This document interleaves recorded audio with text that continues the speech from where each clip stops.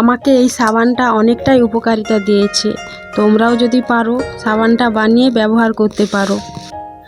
যেমন মুখের কালো দাগ এবং যে কোনো মুখের ক্ষত, মুখের ত্বক উজ্জ্বল করে।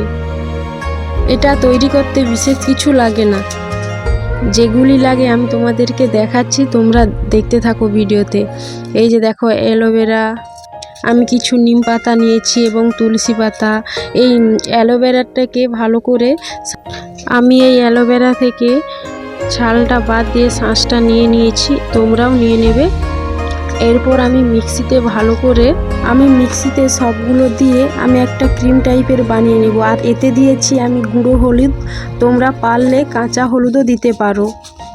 কাঁচা হলুদে আরও ভালো উপকার পাবে। আমার বাড়িতে কাঁচা হলুদ নেই, ওই জন্য আমি গুঁড়ো হলুদ ব্যবহার করেছি। এই যে দেখো মিক্সি বাটাটা ঠিক এই রকমই হবে, তোমরাও এরকমভাবে বেটে নেবে।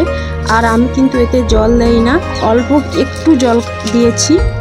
এরপর আসল জিনিসটা হলো এই যে দেখো সোপ বেস, তোমরা হয়তো দেখেছো ফোনে। আমি কিন্তু এটা অনলাইন থেকে অর্ডার করেছি। তোমরা কিন্তু পারলে দোকানে হয়তো থাকবে না, তোমরা অনলাইন থেকেই কিনে নিতে পারো। এই যে দেখো সোপ বেসটা আমি একটু ছোট ছোট করে কেটে নিয়েছি, তোমরা পারলে বড় কাটতে পারো এবং ছোটও কাটতে পারো আমার মতো। আমি কিন্তু সবগুলোকে কেটে নিয়েছি।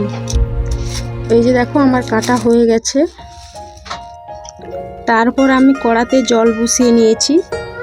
এই যে দেখো জল একটু গরম হলেই, আমি কিন্তু বেশি পরিমাণ জল দেইনি, কিছুটা পরিমাণ জল দেবে, যাতে সেই জলটা শুধু গরম হবে, তার উপরেই সোপ বেসটা গলবে। এই দেখো কড়াতে একটা আমি চাম দিয়ে দিয়েছি এবং তাতে সোপ বেসটা দিয়ে দিচ্ছি। দেখো গলতে শুরু হয়ে গেছে। হালকা হালকা করে জ্বালন দিয়ে ঠিক এইভাবে গলিয়ে নেবে। দেখো আমারটা কত সুন্দর গলে গেছে। এরপর আমি দিয়ে দেবো এতে, তোমাদের কিন্তু এভাবে গলানোর পরই কিন্তু এই জিনিসটা দেবে।